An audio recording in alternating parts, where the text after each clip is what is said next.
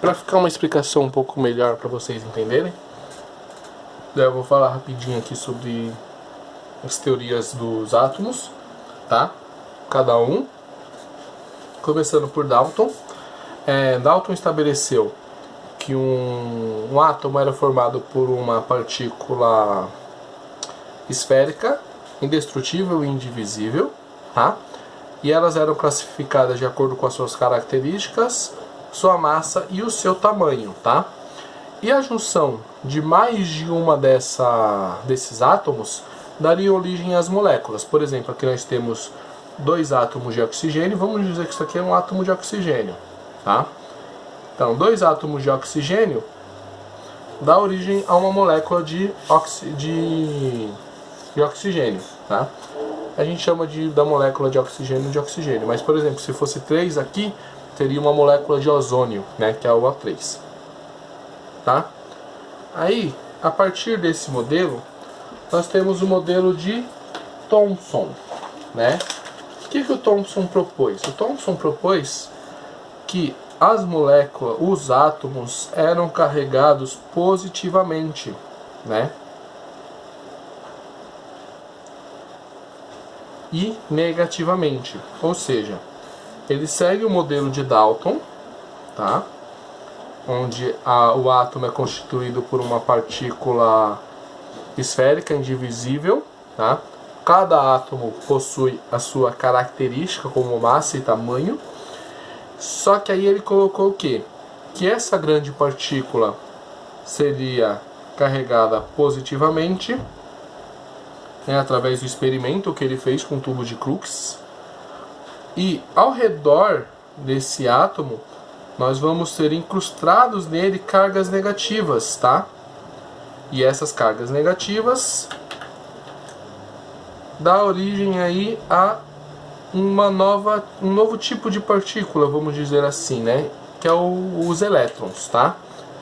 Esse modelo é conhecido como, ele chamava, né? O próprio Thomson chamava esse modelo como modelo de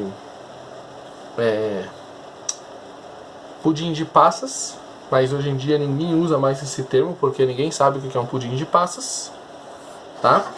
E aí vamos para o modelo de Rutherford, que é quando os átomos vão ficando interessantes e mais próximos do que a gente tem hoje, tá? O modelo de Rutherford, deixa eu escrever o nome dele aqui para você entender melhor de quem que a gente está falando.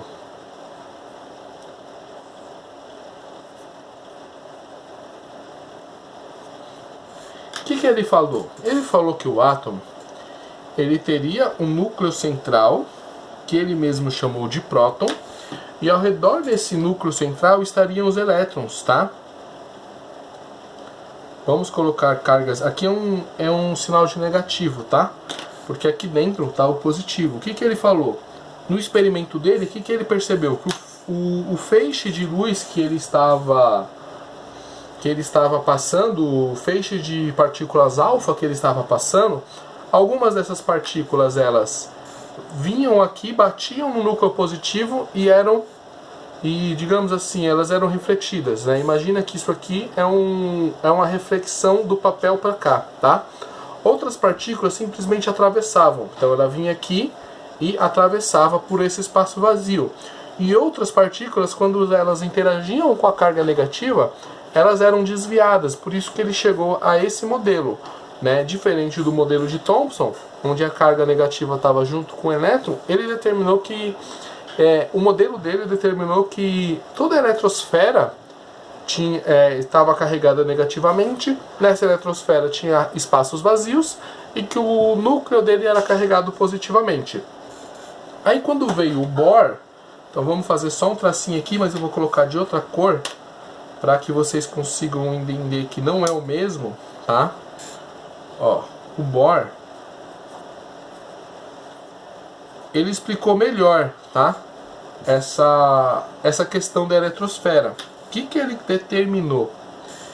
Ele determinou que realmente tínhamos um átomo central, tá? Um núcleo central, Observe que esse núcleo aqui, ele ainda está sendo determinado como algo parecido com o do Dalton, né? Ele não tem outras partículas, apesar de que o Rutherford já havia deixado explicado que provavelmente aqui nós teríamos os nêutrons, tá? E esses nêutrons eles iriam compor a massa do átomo, tá? Só que o Bohr, o que ele falou? Ele falou assim que os elétrons não estão somente ao redor do átomo. Os elétrons também estão em orbitais, tá? Ele determinou uns orbitais aqui, ó, ao redor do átomo central, do próton, né? Tá? Ficou um pouquinho torto porque eu tenho um pouquinho de Alzheimer, tá? Alzheimer não, é Parkinson. E aqui, ó, aqui estariam os elétrons, tá? Só que no desenho, no que ele estudou, era só o átomo de hidrogênio. O que tem no átomo de hidrogênio? Um próton e um elétron, tá? Então fica fácil. E quando ele fala em quantizar energia, eu falei bastante disso no podcast. O que ele fala? Esse elétron recebe uma energia, tá? Essa energia pode ser, por exemplo, energia ultravioleta. Esse átomo, ele pula uma camada, tá? Ele vai pular uma camada, tá? Ele vai sair daqui para cá. Vamos colocar aqui fazer um outro desenho para vocês entenderem legal isso aqui, tá? Eu não lembro mais que cor que é essa canetinha. Vamos ver se é essa aqui. Não, essa aqui não, essa aqui.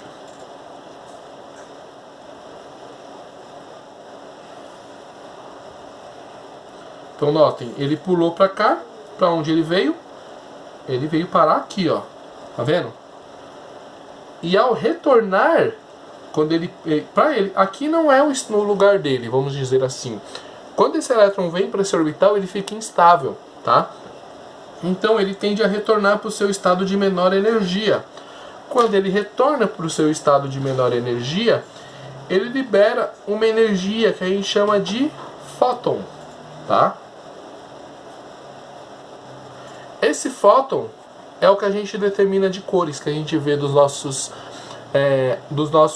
metais, dos fogos de artifício. Quando você vê um fogo de artifício explodir, o que acontece? Os átomos que compõem o fogo de artifício, eles recebem energia, os elétrons pulam para uma camada de maior energia e ao retornar eles liberam esse fóton, tá?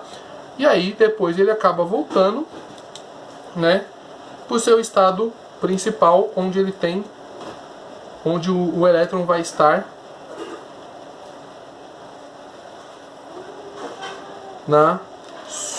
no seu orbital de menor energia. Cara, isso daqui é muito interessante, porque ele conseguiu explicar muita coisa que outros modelos atômicos anteriores não conseguiu explicar.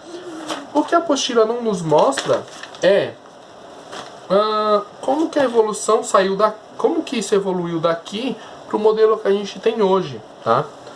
O modelo que a gente tem hoje é um modelo um pouco diferenciado, porque ele já não traz mais o próton como uma única partícula. Por quê? Porque foi descoberto que os prótons, o núcleo é formado de prótons e nêutrons, tá? E não só um próton ou só um nêutron. De acordo com o átomo, ele vai ter uma determinada quantidade de prótons e nêutrons. Por exemplo, o hidrogênio, ele vai ter um próton e na sua eletrosfera um único elétron, tá bom? Existem outras isótopos do hidrogênio que a gente vai estudar mais para frente, que possuem mais de um próton no seu núcleo, mas isso não vem ao caso agora. Notem que para o hidrogênio não existem nêutrons, tá, gente? Para o hidrogênio é só o próton e o elétron, acabou. Agora, se a gente for falar sobre o hélio,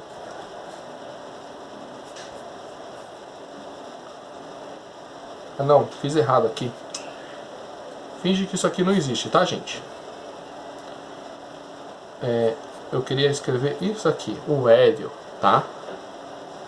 O hélio, nós vamos ter o quê? Nós vamos ter 2 prótons,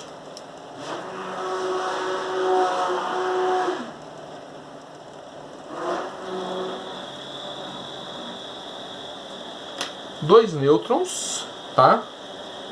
O nêutron não tem carga, ele não é positivo, ele não é negativo, ele é neutro, tá? O nêutron ele não tem carga. E ao redor desse átomo, nós vamos ter um único orbital. E nesse único orbital nós vamos ter 2 cargas negativas, tá?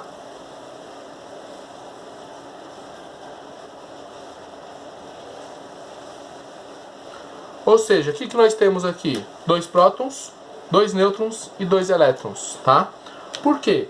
Você vai ver mais pra frente que, inclusive isso faz parte da aula que está disponível para vocês no positivo, né?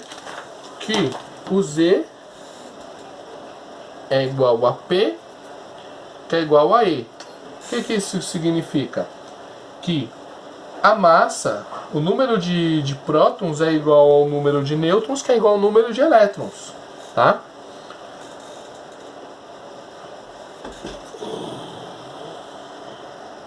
Não, gente, desculpa, eu errei aqui, tá? Eu quis dizer que o N é igual a P, que é igual a E. O N são os nêutrons.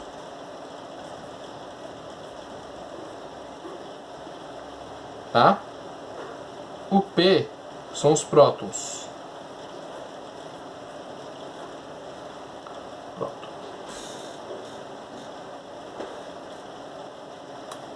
Nossa, eu escrevi errado.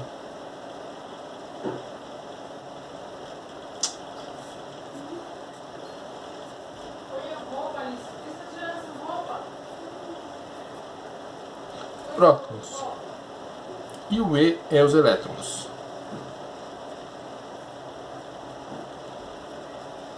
Tá? Isso aqui eu errei, tá, gente? Então vocês só ignorem. Aqui também eu errei. Então tá. O hélio, por exemplo, ó, nós temos dois prótons, 2 nêutrons e 2 elétrons. Por quê? Em um átomo estável, o número de nêutrons vai ser igual ao número de prótons, que é igual ao número de elétrons, tá? A massa do átomo, vamos abrir aqui mais um quadradinho para massa, tá? A massa do átomo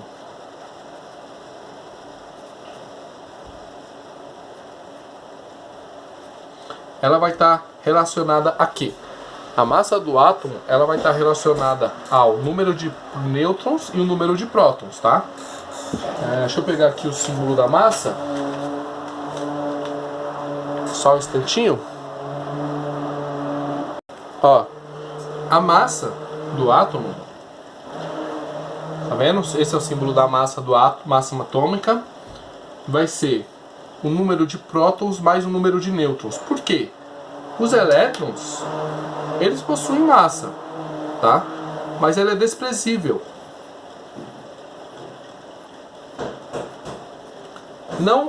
Ela não entra na conta da massa atômica. Ela é totalmente desprezível, ela é muito pequena.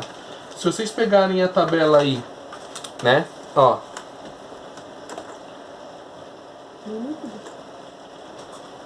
Não sei se dá pra vocês verem. Tá vendo aqui, ó?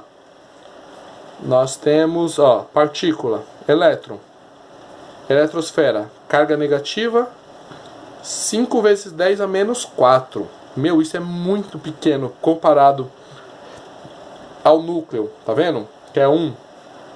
Imagina que a massa do elétron, a gente tem 4 zeros na frente desse 1 aqui. É uma coisa muito pequena. Esse 5 vezes 10 a menos 4 é isso aqui, ó, 0,1, 2, 3, 4, 5. Imagina isso daqui comparado a 1. Não é algo muito pequeno? Então a gente despreza a massa dos elétrons, tá? A massa dos elétrons ela é desprezível quando a gente se fala sobre massa do átomo. Beleza? E a gente também vai ter o Z, tá? O Z o que é? O Z é o número atômico. O que é o número atômico de um átomo? Basicamente a quantidade de prótons, tá? Então, o hidrogênio, o número atômico dele é 1.